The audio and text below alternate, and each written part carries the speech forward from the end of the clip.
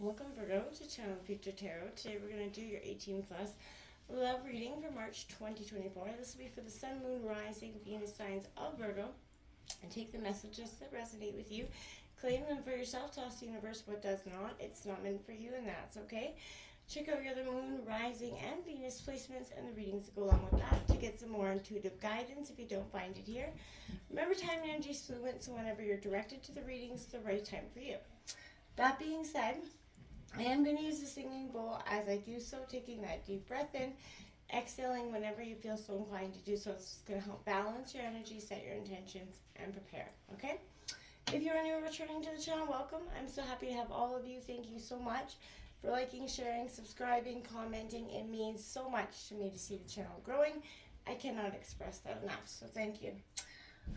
Alright, that all being said, the reason this is going to be an 18 plus reading is at the end of the reading I am going to draw a sex position card from this Karma Sutra to Sex deck.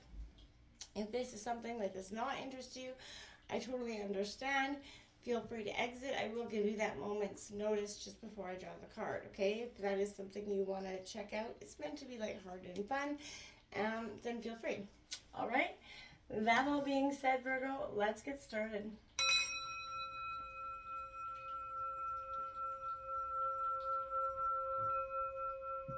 Peace, love, health, and wealth.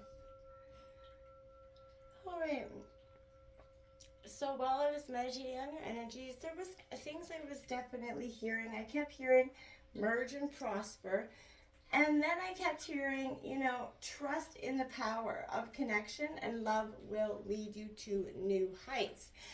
So, we all know that we're often jaded, and, love gets us jaded at some points, and that can keep our hearts resistant to, opening up to love. Even though maybe we may feel like we're really immersed ourselves in a relationship, all of a sudden there comes this wounding, this old wound that comes resurfacing, and that can really, shake up things in the trajectory of these relationships. So, coming in, I got power play, Virgo. And its message is power is the engine of sex, and knowledge is power. The more you know what you like, the more you carve out space for play. And sexuality should be as playful as possible.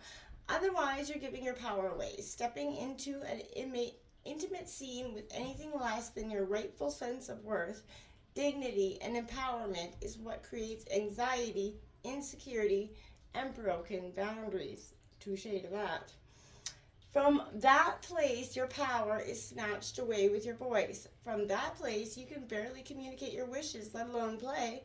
Sex is about owning your power, even as you happily submit to another, and using it to tap into endless reserves of joy. What makes you feel powerful? Consider those things foreplay. I like that. It's about owning yourself, sense of self-worth, and that's the ability to express your then sense of self-worth. Then we got number 38, honesty is essential.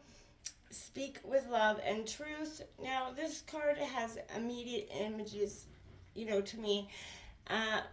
Whether you're the masculine or feminine in this dynamic, there's somebody here that's definitely got that sense of wearing a mask, right? Not presenting his full self. And I feel like that's the sense of why she's turned her back.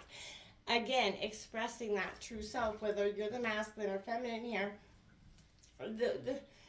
if you're not expressing your true self, maybe that's because you don't see the person as you see a mask. You don't see them as being truly authentic. But is that because they're truly not authentic, or is that because your heart's a little bit jaded and perceiving it that way?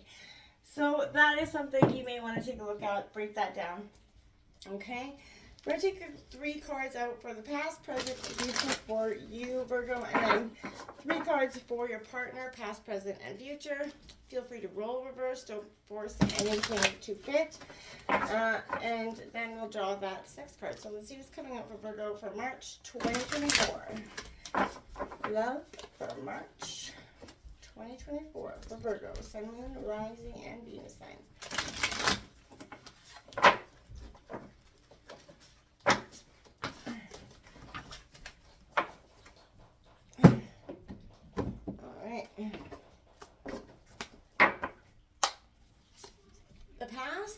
Yeah, okay, so there we have it. That Nine of Swords.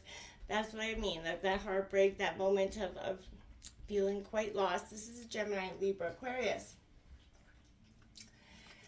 The present, we've got the King of Pentacles. That is Taurus, Virgo, Capricorn energy. It is coming out in reverse, so I feel like this is coming because you're kind of coming back into yourself. And, you know, that is a process, so that could affirm why you're not completely there in that sense.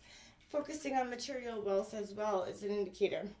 The Four of Swords in the future. Get some rest here. You got your heart there. You know, it's, I feel like outside your chest because, you know, you don't, as there's just to me an immediate message of I don't want to feel the pain that's in my own heart right now. So you just want to rip it out and put it aside. But you're very protected. Your heart's, you know, sitting there on that beautiful string. So you're piecing it back together. And I feel like you're going to need some rest to do so, Virgo, in this time. The Queen of Wands on the bottom of the deck, as well as the Ace of Wands and the World. You know, there is that sense of completion, things coming full circle. And a sense to even celebrate once you kind of overcome these obstacles, you know, trusting in the process. Trust in, you know, the power of what this connection says to you, right? You know, if it feels the way it does, then it can't be that wrong, right? And I believe that wholeheartedly. Your heart never lies to you. Your mind might screw things up a little bit, but your heart don't lie. It's coming in here for Virgo's partner, past, present, and future. Virgo partner, Sun, Moon, Rising, Venus signs.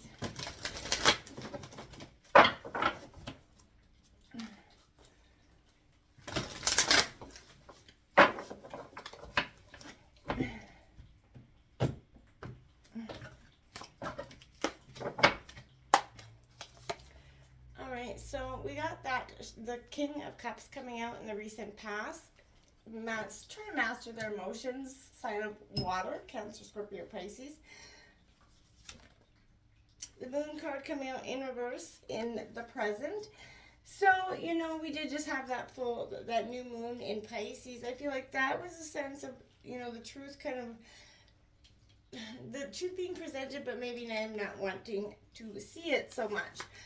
The future, we got that Six of Cups in reverse, nostalgia. They're doing a lot of reflecting on the past, but not in the ways you would think. There's a lot of negative reflecting on the past, thinking about all the things that went wrong.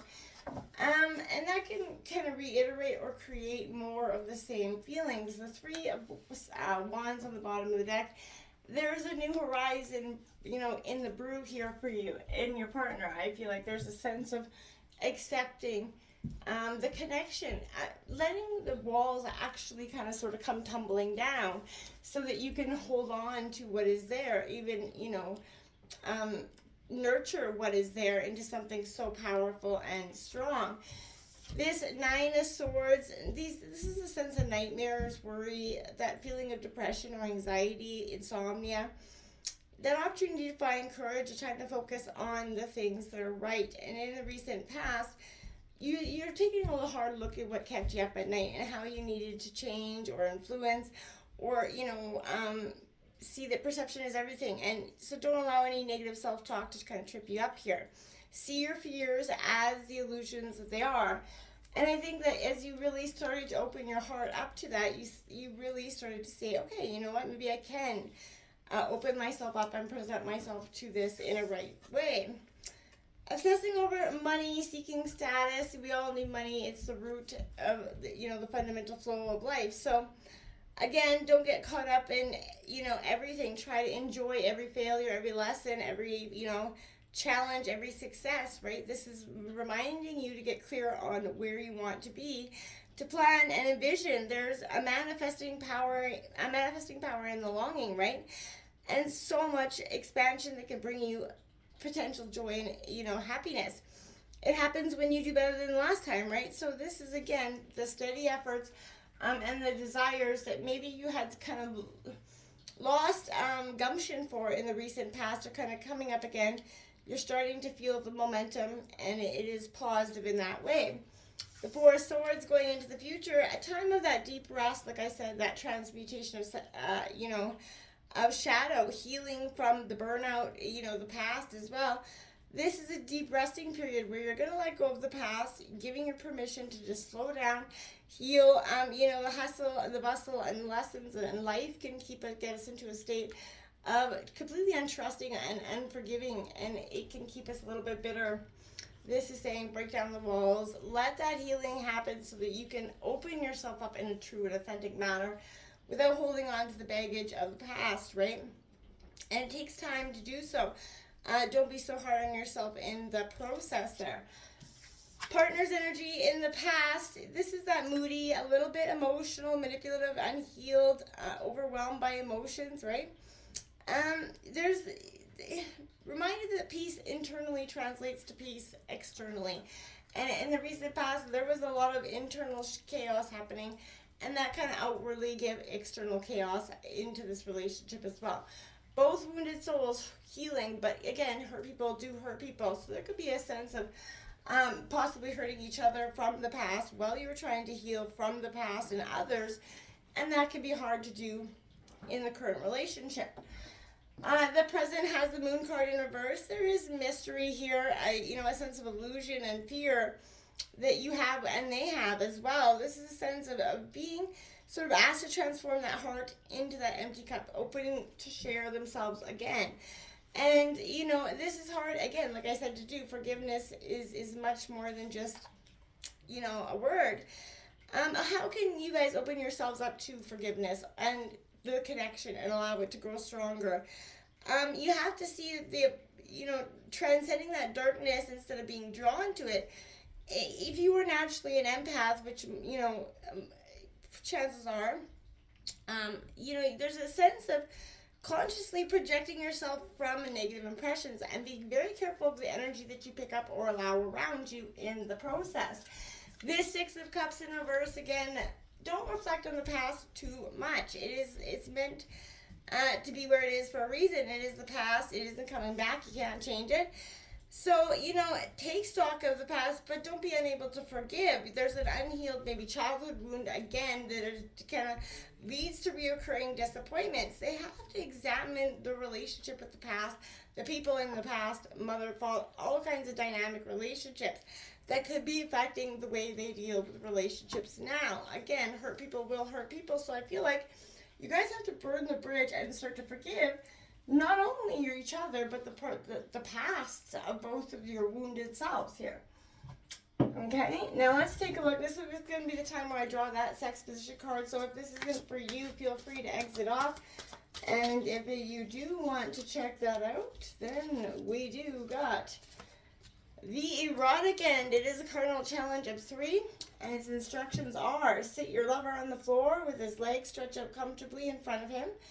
Have him lean back slightly, using his arms to support his weight. With your back to him and your legs straddling his thighs, lower yourself onto him. Keep your knees bent and your feet planted on the floor. With your groins grinding together, squeeze your muscles while he makes small circular rotations with his pelvis. With you on top, sometimes hitting your G-spot can be a little tricky, but turn your back to him in a good way, and the whole landscape changes. This position keeps you in control, but affords him a much more direct spot at your can't take it anymore zone. Meanwhile, he can kiss your neck, caress your inner thighs, and stroke other easy to access erogenous areas. So check out that erotic end, my friends. Until next time, namaste.